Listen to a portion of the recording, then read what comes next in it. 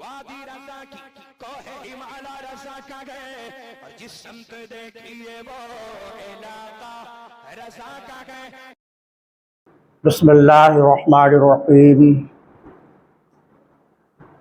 الحمد للہ رب العالمین والصلاة والسلام علی سید المرسلین وعلی آلہ واصحابہ اجمعین.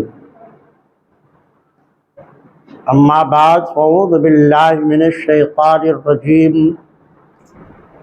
بسم اللہ الرحمن الرحیم. انما یخشی اللہ من عبادہ العلماء. صدق اللہ العظیم. وبلغنا رسولہ النبی الامین الکریم. ونحن علی ذلک لمن الشاہدین والشاکرین. والحمد للہ رب العالمین. معزز سامعین، نوجوان دوستو، عزیز بچوں، آئیے پہلے مراد مل کر آقائے دو جہاں، شہنشاہ کون و مکان، رحمت عالم، روحی فدا صلی اللہ علیہ وسلم کی بارگاہ ناز میں ہدیہ درود و سلام پیش کر لیں. اللہم صلی علی سیدنا و نبینا مولانا محمد کما تحب ترضا بأن تصلی علیہ صلاۃ و سلام علیک یا رسول اللہ صلی اللہ تعالی علیہ وسلم. معزز سامعین، آج شعبان المکرم کی 3 تاریخ ہے. کل جو گزر چکا یعنی 2 شعبان المکرم سیدنا امام اعظم ابو حنیفہ رحمۃ اللہ تعالی علیہ کا یوم وصال تھا. وہ امام جن کی تقلید کرنے کے بنیاد پر موراف حنفی کہلاتے ہیں. پوری دنیا میں 4 مسلک ہیں: حنفی مسلک، شافعی مسلک، حنبلی مسلک اور مالکی مسلک. امام احمد بن حنبل کی جو لوگ تقلید کرتے ہیں ان کو حنبلی کہا جاتا ہے. حضرت امام مالک کی جو تقلید کرتے ہیں ان کو مالکی کہا جاتا ہے. حضرت امام شافعی رحمۃ اللہ علیہ کی جو تقلید کرتے ہیں ان کو شافعی کہا جاتا ہے. اور جو لوگ امام اعظم ابو حنیفہ رحمۃ اللہ علیہ کی تقلید کرتے ہیں ان کو حنفی کہا جاتا ہے. الحمدللہ ہم اور آپ سبھی حنفی ہیں، مسلک امام اعظم کے ماننے والے، ان کی تقلید کرنے والے ہیں. جس امام کی ہم تقلید کرتے ہیں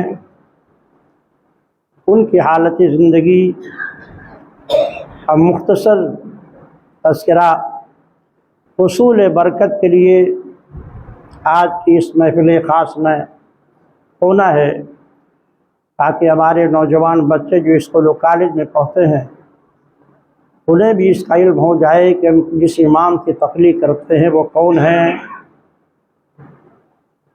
سیدنا امام اعظم ابو حنیفہ. ابو حنیفہ آپ کی کنیت ہے اور امام اعظم یہ آپ کا لقب ہے. آپ کا نام ہے نعمان بن ثابت بن زوتی، یعنی ہمارے امام کا نام ہے نعمان. یہ صاحبزادے ہیں ثابت کے، اور ثابت یہ صاحبزادے ہیں زوتی کے. اور آپ کا سلسلہ نسب دنیا کا مشہور شہنشاہ جو نوشیروہ گزرا ہے اسی سے آپ کا سلسلہ نسب جا کے ملتا ہے. اس طرح یہ سلسلہ نسب کے اعتبار سے نوشیروہ بادشاہ تک آپ کا سلسلہ پہنچتا ہے. حضرت نعمان بن ثابت رضی اللہ تعالیٰ عنہ کے دادا جو زوتی تھے یہ مجوسی تھے، آتش پرست تھے. ان کے صاحبزادے جب ثابت پیدا ہوئے جو امام اعظم کے والد محترم ہیں، وہ فالودہ ایک قسم کا بہت عمدہ حلوہ ہوتا ہے، وہ بنا کر اور اپنے صاحبزادے ثابت کو لے کر حضرت سیدنا مولا علی کرم اللہ تعالی وجہ الکریم کی بارگاہ میں حاضر ہوئے،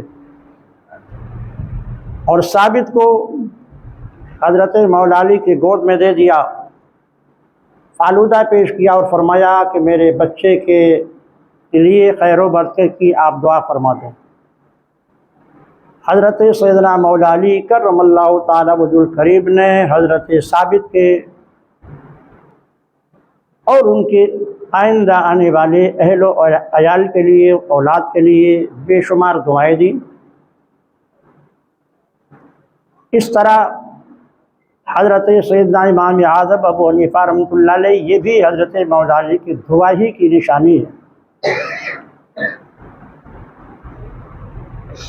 حضرت نعمان بن ثابت رضی اللہ تعالیٰ عنہ کی ولادت 80 ہجری میں ہوئی، یعنی جب حضور اقدس صلی اللہ علیہ وسلم کو دنیا سے گئے ہوئے تقریباً 71 سال کے ہو چکے تھے۔ سب سے قریب چاروں اماموں میں آپ کا زمانہ ہے سرکار دو عالم صلی اللہ علیہ وسلم سے۔ آپ 80 ہجری میں پیدا ہوئے اور 2 شعبان المکرم 150 ہجری میں آپ کا وصال ہوا۔ امام اعظم ابو حنیفہ رحمۃ اللہ علیہ کا جو زمانہ تھا یہ صحابہ کا آخری دور تھا۔ سیرت نگاروں نے لکھا ہے کہ آپ کے زمانے میں 22 صحابہ موجود تھے۔ حضرت امام اعظم رحمۃ اللہ علیہ کے زمانے میں 22 صحابہ موجود تھے، جن میں سے 8 صحابہ سے آپ کی شرف ملاقات ہے۔ اب آپ سوچ سکتے ہیں کہ امام اعظم ابو حنیفہ رحمۃ اللہ علیہ صحابی سے ملاقات کرنے والے ہیں، 8 صحابہ سے آپ نے ملاقات کی ہے، اس لیے آپ تابعی ہیں۔ صحابی اس بندے مومن کو کہا جاتا ہے جس نے حالت ایمان میں سرکار دو عالم صلی اللہ علیہ وسلم کو دیکھا ہو اور ایمان ہی پر خاتمہ ہوا ہو۔ تابعی اس بندے مومن کو کہا جاتا ہے جس نے حالت ایمان میں صحابہ کو دیکھا ہو اور ایمان ہی پر خاتمہ ہوا ہو۔ آپ تابعی ہیں، 8 صحابہ سے آپ کی ملاقات ہوئی۔ اللہ کے نبی نے اپنے صحابہ اور تابعین کے فضیلت میں ارشاد فرمایا ہے، لا تمس النار من رآنی ولا رآ من رآنی، یعنی جہنم کی آگ اس بندے مومن کو بھی نہیں چھوئے گی جس نے مجھ کو دیکھا، اور اس کو بھی نہیں چھوئے گی جس نے میرے دیکھنے والوں کو دیکھا۔ یعنی صحابہ اور تابعین، ان دونوں کے فضیلت میں یہ حدیث مشتمل ہے کہ جس نے مجھ کو دیکھا، جس مومن نے ایمان کی حالت میں ان سے انتقال ہو گیا، جہنم کی آگ اس کو بھی نہیں چھوئے گی، اور جس نے میرے دیکھنے والوں کو دیکھا یعنی تابعین، جہنم کی آگ ان کو بھی نہیں چھوئے گی۔ اس طرح آپ اس فضیلت کے متحمل ہیں کہ آپ تابعی ہیں، 8 صحابہ سے آپ کی ملاقات ہوئی ہے۔ معزز سامعین، خالی اتنا ہی نہیں کہ 8 صحابہ سے آپ کی ملاقات ہے، بلکہ آپ کے بارے میں امام النبیین سید المرسلین رحمت للعالمین صلی اللہ علیہ وسلم نے بشارت دی۔ آپ کوفہ کے باشندے تھے۔ حضرت سیدنا سلمان فارسی رضی اللہ تعالیٰ عنہ آپ کے مجلس میں موجود تھے، آقا کائنات۔ یہ وہ صحابی ہیں جن کے بارے میں اللہ کے نبی نے ارشاد فرمایا ہے، سلمان من اہل البیت، یعنی سلمان تو میرے اہل بیت کے ایک فرد ہیں۔ محفل میں موجود تھے حضرت سلمان فارسی سرکار دو عالم صلی اللہ علیہ وسلم کے محفل خاص میں۔ حضرت سیدنا ابو ہریرہ رضی اللہ تعالیٰ عنہ جو بڑے مشہور صحابی رسول ہیں اور مکثرین حدیث ہیں، کثرت سے ان سے حدیث مروی ہیں، وہ فرماتے ہیں کہ اس محفل خاص میں سلمان فارسی موجود تھے۔ اللہ کے نبی نے اپنے دست انور کو سلمان فارسی کے اوپر رکھا اور فرمایا لو کان الایمان عند الثریا لینالہ من رجل آل فارس، یعنی اگر علم کہکشاں کے پاس بھی ہوگا تو ان کی نسل کا ایک شخص ہوگا اسے وہاں سے بھی حاصل کر لے گا۔ ایک حدیث پاک یہ ہے۔ دوسری حدیث پاک میں الفاظ بدلے ہوئے ہیں۔ آقا نے ارشاد فرمایا لو کان الایمان عند الثریا، اگر ایمان ثریا کہکشاں کے پاس ہوگا تو اہل فارس میں ایک شخص وہاں سے بھی ایمان کو حاصل کر لے گا۔ ایک حدیث پاک میں ایمان کا لفظ آیا ہے کہ اگر ایمان کہکشاں کے پاس ہوگا، دوسری روایت میں دین کے بارے میں آیا ہے کہ دین کہکشاں کے پاس ہوگا، تیسری روایت میں علم کا لفظ آیا ہے کہ اگر علم کہکشاں کے پاس ہوگا تو یہ اہل فارس کا ایک شخص وہاں سے بھی علم حاصل کر لے گا۔ آپ کے بارے میں تمام مورخین کا اتفاق ہے کہ پروردگار عالم نے آپ کو جو قوت حافظہ دیا تھا اس زمانے کے تمام لوگوں پر آپ کا قوت حافظہ قوی تھا۔ سیدنا امام اعظم ابو حنیفہ رحمۃ اللہ علیہ، آپ نے تھوڑی سی عمر میں آپ کا جو گھرانہ تھا وہ گھرانہ جس طرح علم میں مشہور تھا ایسے ہی دنیاوی ریاست میں بھی مشہور تھا، بہت مالدار تھے آپ۔ آپ کا کاروباری پیشہ کپڑے کی تجارت تھی، آپ ہول سیل کپڑے کے مالک تھے۔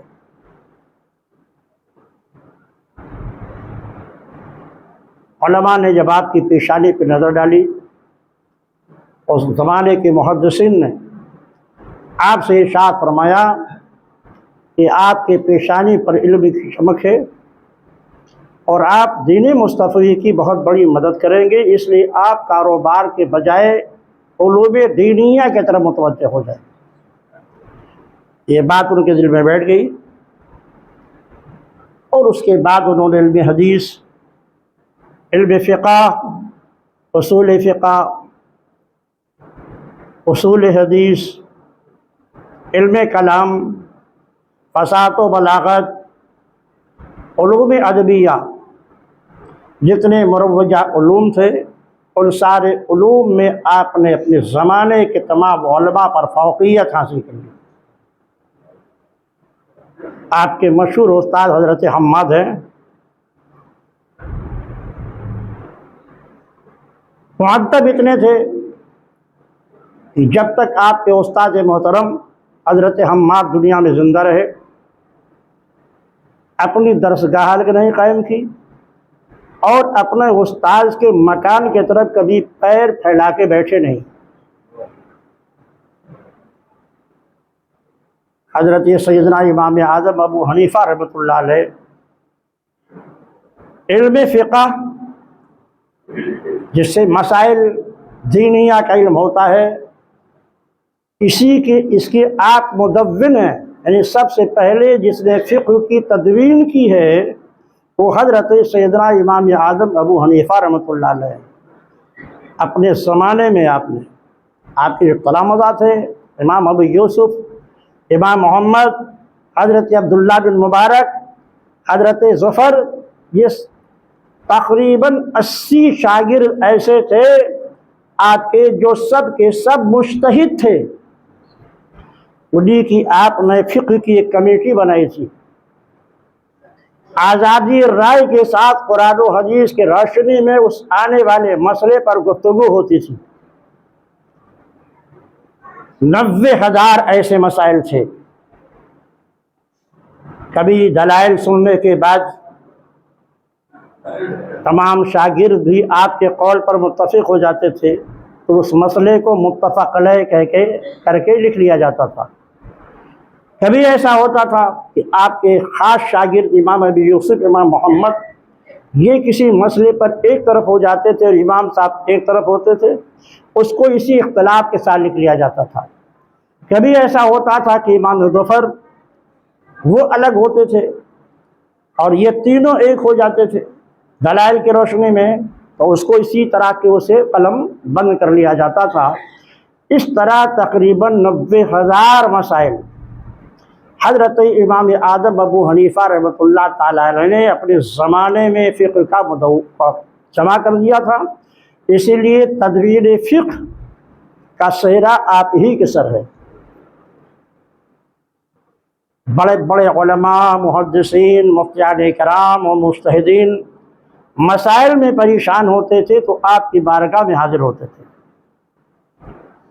ایک بڑے مشہور محدث تھے حضرت اعمش، ان کے فن حدیث کا بہت چرچا تھا، مگر مزاج میں تیزی تھی۔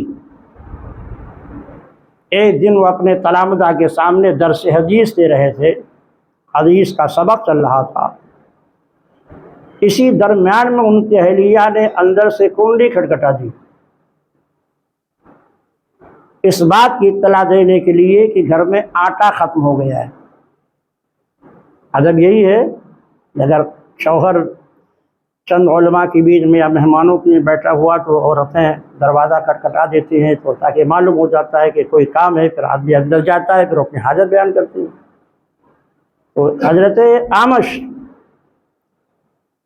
کی اہلیہ نے دوران حدیث کنڈی دروازہ کھٹکھٹا دیا تو یہ غصے میں آ گئے، یہ درس حدیث چل رہا ہے، جلال میں آ گئے اور اندر تشریف لے گئے اور فرمایا اپنے بیوی کو مخاطب کر کے، آج کے بعد اگر تو نے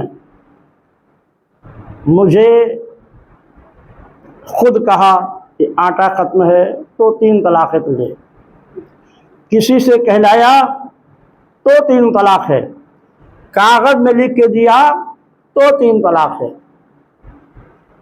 مزاج میں تیزی تھی، طرز حدیث میں خلل ہوا اور غصے میں آ کر انہوں نے یہ لکھ دیا کہ اگر تم نے کسی سے کہلایا کہ آٹا ختم ہے تو 3 طلاق، کاغذ میں لکھ کے دیا تو 3 طلاق،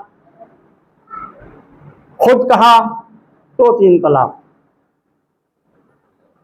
مزاج میں تیزی تھی، غصہ تھا، کہہ تو دیا، لیکن جب غصہ ختم ہوا تو ان کے اہلیہ بہت پریشان ہوئے۔ بہت سارے علماء سے مسائل پوچھے کہ اب کیا ہوگا، سب ہی جواب دیتے اب کوئی صورت نہیں ہے، خود بتاؤ گی کہ آٹا ختم ہے تو طلاق پڑ جائے گی، یہ معلق ہے، کاغذ میں کے دو گی تو طلاق پڑ جائے گی، یہ معلق ہے، کسی سے کہلاؤ گی تو طلاق پڑ جائے گی، یہ معلق ہے۔ اب وہ بہت پریشان ہو گئی، اتنے بڑے عالم کی بیوی تھی، کسی نے ان کو مشورہ دیا کہ آپ امام اعظم و ابو حنیفہ رحمۃ اللہ علیہ کے پاس جائیے۔ اب یہ حضرت امام اعظم ابو حنیفہ رحمۃ اللہ علیہ کے پاس پہنچی اور صورتحال کو ان کے سامنے ذکر کیا کہ میرے شوہر جو محدث اعمش انہوں نے یہ قسم کھا لی ہے، کیا صورت ہے حضور کی طلاق واقع نہ ہو اور ان کو پتہ بھی چل جائے کہ آٹا ختم ہو گیا ہے۔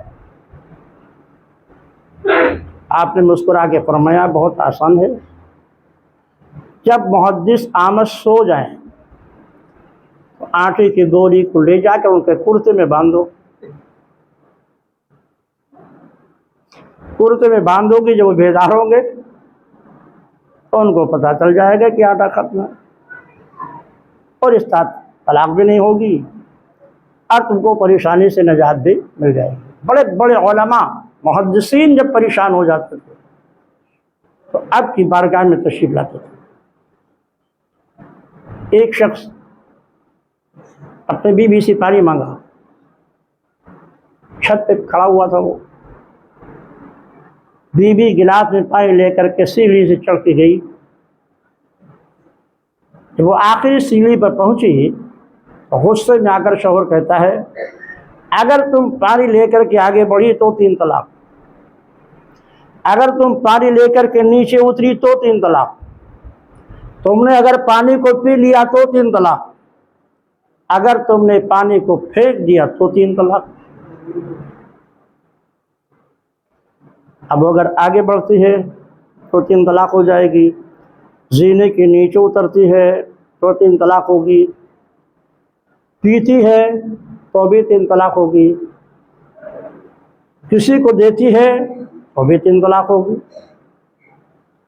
علماء کے پاس یہ مسئلہ پیش ہوا، سب نے یہی کہا کہ بھئی اب کوئی صورت نہیں، آگے بڑھو گی معلق ہے طلاق پڑ جائے گی، نیچے اترو گی معلق ہے طلاق پڑ جائے گی، پھینکو گی معلق ہے طلاق پڑ جائے گی، پیو گی معلق ہے طلاق پڑ جائے گی۔ بہت پریشان ہوئی، امام اعظم ابو حنیفہ رحمۃ اللہ علیہ کے پاس یہ مسئلہ گیا، تمام علماء کہہ چکے تھے کوئی گنجائش نہیں، طلاق پڑھنا ہی ہے، لیکن جب آپ کے پاس یہ مسئلہ پہنچا تو آپ نے بہت آسان اس کا جواب ہے۔ اسی سیڑھے پہ کھڑے کھڑے اپنے دوپٹے سے پانی کو جذب کر لو۔ بھائی گلاس میں پانی ہے، تمہارے پاس دوپٹہ ہی ہے تو اپنے دوپٹے سے پانی کو جذب کر لو، پورا پانی تمہارے دوپٹے میں جذب ہو جائے گا، اور نہ تم نے پھینکا، نہ تم لے کر آگے بڑھی، نہ تم پیچھے آئی، نہ کسی کو تم نے دیا، طلاق نہیں پڑے گی کیونکہ شرط نہیں پڑے گی۔ بہت ذہین بڑے فقیر تھے امام اعظم رحمۃ اللہ علیہ، ایک شادی میں آپ تشریف لے گئے، ولیمے کی دعوت تھی، بڑے بڑے محدثین فقہاء اور علماء اس ولیمے کی دعوت میں شریک تھے۔ اچانک گھر کے اندر سے ایک شور پیدا ہوا، غضب ہو گیا، غضب ہو گیا، غضب ہو گیا۔ صاحب خانہ آئے دوڑ کر کے، محدثین علماء بیٹھے ہوئے تو ان کے سامنے مسئلہ پیش کیا، حضور غضب ہو گیا، کیا ہوا؟ آپ دونوں بھائی تھے، اب وہ دونوں بہنیں تھیں، دونوں بھائی کی جن 2 بہنوں سے شادی ہوئی تھی، یعنی ادھر کی وہ 2 بہن تھی، ادھر کے دونوں بھائی تھے، رات میں دونوں کی دلہنیں بدل گئیں، یعنی چھوٹے بھائی کی دلہن بڑے بھائی کے پاس چلی گئی اور بڑے بھائی کی دلہن چھوٹے دلہن کے پاس چلی گئی۔ ان لوگوں نے ہم بستری بھی کر لی۔ اب مسئلہ یہ درپیشی کہ کیا کیا جائے۔ وہاں پر ایک محدث بڑے مشہور تھے، حضرت سفیان معمر سے، فرمایا کوئی بات نہیں ہے۔ حضرت امیر معاویہ رضی اللہ تعالیٰ عنہ کے زمانے میں بھی اسی طرح ایک مسئلہ پیش ہوا تھا، تو حضرت مولا علی کرم اللہ تعالی وجہ الکریم نے یہ فیصلہ دیا تھا کہ دونوں جن جن بیویوں سے صحبت کر چکے ہیں، یعنی پلٹ گئی بیویاں، ان کو وہ مہر ادا کر دیں، ان کو وہ مہر ادا کر دیں، اور پھر وہ بیوی جس کا نکاح جس شوہر سے ہوا تھا وہ اپنے شوہر کے ساتھ چلی ہے۔ ظاہر آدمی نے صحبت کیا تھا اپنی بیوی سے نہیں، غیر سے، پھر دوسرے بھائی کی بیوی سے صحبت کیا تھا دونوں نے۔ شریعت کا حکم یہ ہے کہ اگر کوئی مرد کسی عورت سے صحبت کرتا ہے تو 2 باتوں سے خالی نہیں ہے، یا تو وہ زنا ہوگا، اگر زنا ہوگا تو اس کو، اگر وہ شادی شدہ ہے تو اسے سنسار کر دیا جائے گا، اگر غیر شادی شدہ ہے تو اس سے 80 کوڑے مارے جائیں گے، اور یا پھر اس پر مہر واجب ہوگا۔ ظاہر ہے ان دونوں کو یہی سمجھ رہے تھے کہ ہماری بیوی ہے، جان بوجھ کر انہوں نے بدکاری کی نہیں۔ شریعت میں اس کو وطی بالشبہ کہا جاتا ہے۔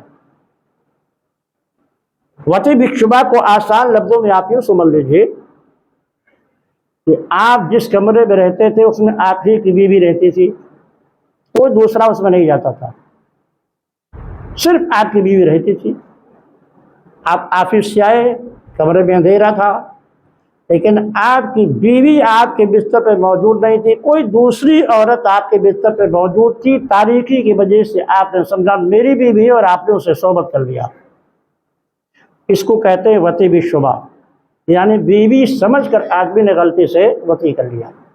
تو شریعت مطالعہ ایسی صورت میں کہتی ہے کہ اگر حمل ٹھہر جاتا ہے تو اس بچے کا نسب جو ہوگا یہ وطی کرنے والے سے ثابت ہو جائے گا اور اس کو مہر بھی ادا کرنا پڑے گا۔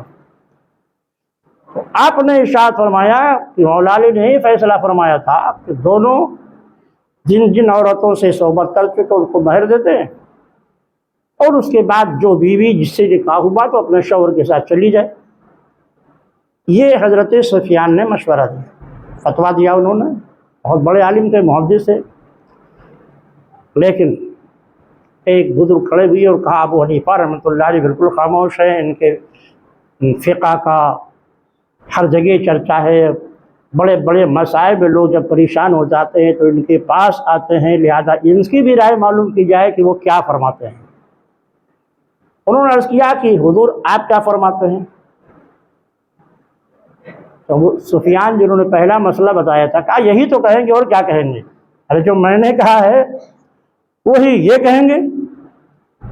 آپ نے فرمایا نہیں، دونوں بچوں کو بلایا جائے، دونوں دولہا کو بلایا جائے۔ آپ نے دونوں بچوں کو بلایا اور پھر ہر ایک سے پوچھا یہ بتاؤ جس لڑکی کے ساتھ تم نے رات میں صحبت کی اس کا نام بولو کیا ہے؟ نام بتایا انہوں نے، دونوں نے اپنی اپنی بیویوں کا نام بتایا جس سے صحبت کر چکے تھے، اور پھر آپ نے فرمایا تم کو بیوی پسند ہے؟ کہا حضور ہمیں سب پسند ہے۔ اب آپ کا فتویٰ سنیں، آپ ارشاد فرماتے ہیں جب وہ بیویاں تم کو پسند ہیں تو ہر شخص اپنے بیوی کو طلاق دیتے، یعنی جس سے نکاح ہوا تھا اس کو طلاق دیتے۔ ظاہر ہے ان میں سے کسی نے اپنے بیوی کے ساتھ تو صحبت کیا نہیں تھا۔ عورت کو اگر طلاق دیا جائے صحبت سے پہلے اس پر عدت واجب نہیں ہوتی ہے اور آدھا مہر دینا پڑتا ہے، عدت بھی واجب نہیں ہوتی ہے۔ تو آپ نے فرمایا جب وہ بیویاں تم کو پسند ہیں تو اپنی بیوی جس کا تم نے نکاح پڑھا تھا اسے طلاق دے دو، اور جو عورت جس دولہے کے پاس تھی اسی سے اس کا نکاح دوبارہ کر دیا جائے، عدت نہیں ہے۔ یہ مسئلہ نفسیاتی اعتبار سے اتنا بہتر تھا کیونکہ اگر سفیان کے کہنے کے مطابق ان عورتوں کو بھیج دیا جاتا اپنے اپنے شوہروں کے ساتھ تو ہر بھائی کے دل و دماغ میں یہ بات بیٹھی رہتی کہ میری بیوی فلاں بھائی کے پاس رات گزار چکی ہے اور میرے تمام محاسن سے وہ خبردار ہو چکا ہے، تو دل میں کسک رہتی کہ میرے بیوی کی شرمگاہ میرا بھائی دے چکا ہے۔ آپ نے جو فتویٰ دیا یہ ایسا تھا جو نفسیات کے اعتبار سے بھی درست تھا اور فتوے کے اعتبار سے بھی صحیح تھا۔ بہت بڑا علم تھا آپ کا، بڑے بڑے محدثین آپ کے جب فتوے کو سنا کرتے تھے تو حیرت میں پڑ جاتے تھے اور فرماتے تھے کہ جب تک ابو حنیفہ زندہ ہیں کسی کو پریشان ہونے کی ضرورت نہیں ہے۔ امام ابو یوسف آپ کے بہت بڑے شاگرد ہیں، خود مجتہد تھے اور مسلک احناف کو پوری دنیا میں پھیلانے والے امام ابو یوسف ہی ہیں۔ انہوں نے یہ قاضی بنا دیے گئے تھے پورے عالم اسلام کے، تو مسلک حنفی کے مطابق فیصلے کیا کرتے تھے، اس طرح انہوں نے مسلک احناف کو پوری دنیا میں پھیلایا کیونکہ پوری دنیا کے عالم اسلام کے قاضی تھے۔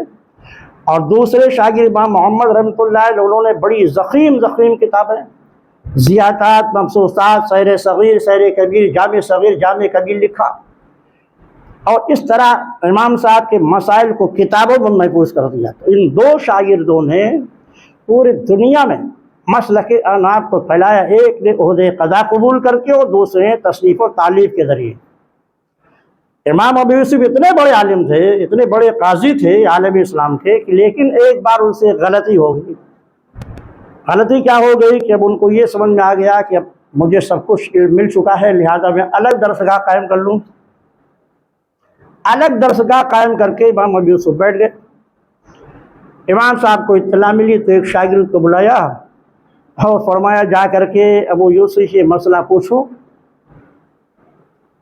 مسئلہ سمجھا دیا آپ نے، کہا یہ پوچھو کہ اگر کوئی حاملہ عورت ہو اور وہ ذمہ ہو، اہل کتاب ہو، جس کا نکاح مسلمان سے ہوا ہو اور ابھی اسی حالت حمل میں اس کا انتقال ہو گیا ہے، تو اسے کہاں دفن کیا جائے گا اور کس طرح دفن کیا جائے گا؟ یعنی مومن ہے شوہر اور اہل کتاب ہے بیوی اور وہ حاملہ ہے، تو اسے کہاں دفن کیا جائے گا؟ مسئلہ پوچھو جا کے ان سے۔ اور دوسرا یہ مسئلہ پوچھو کہ ایک آدمی نے کسی دھوبی کو اپنا کپڑا دھونے کے لیے دیا، گندا کپڑا تھا، دھوبی لے گیا، لیکن مالک نے کپڑے کے جب مانگا تو اس نے دینے سے انکار کر دیا، آپ کا کپڑا میرے پاس نہیں ہے۔ لیکن پھر کچھ دنوں کے بعد خدا کا خوف پیدا ہوا اور وہ کپڑا دھو کر کے مالک کے پاس لایا، دھلا ہوا کپڑا، تو بتائیے وہ اجرت پائے گا کہ نہیں پائے گا؟ یعنی کپڑا دھونے کا معاوضہ ملے گا یا؟ جاؤ پوچھو دونوں مسئلے ابو یوسف سے، بہت بڑے عالم، بہت بڑے امام تھے، لیکن جیسے ہی یہ مسئلہ ان کے پاس پہنچا ان کا دماغ ٹھنک گیا اور سمجھ گئے کہ یہ مسئلہ سوائے ابو حنیفہ رحمۃ اللہ علیہ کے کوئی بتا نہیں سکے گا، ایسا لگتا ہے کہ یہ انہی کا بھیجا ہوا ہے۔ اب انہوں نے فرمایا کہ وہ حاملہ عورت کا اگر انتقال ہوگا تو چونکہ وہ صاحب کتاب ہے، مسلمان ہے نہیں، لہذا اسے کافروں کے قبرستان میں دفن کیا جائے گا۔ جیسے انہوں نے کہا تو سائل نے کہا غلط کہا آپ نے، اب بدلے کہا مومنوں کے قبرستان میں دفن کیا جائے گا، کہا یہ بھی غلط کہا آپ نے، وہ بھی غلط، یہ بھی غلط۔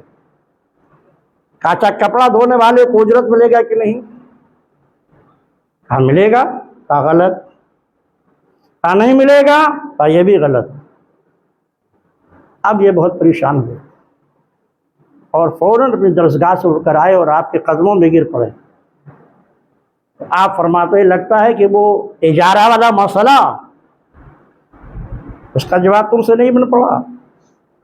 جب ایک اجارے کے مسئلے کو تو بند نہیں کر سکتے ہو تو اپنا عہدۂ قضا الگ کیسے قائم کر لیا، دارالفتہ الگ کیسے قائم کر لیا؟ پھر آپ نے کہا بیٹھو، آپ نے مسئلہ سمجھایا۔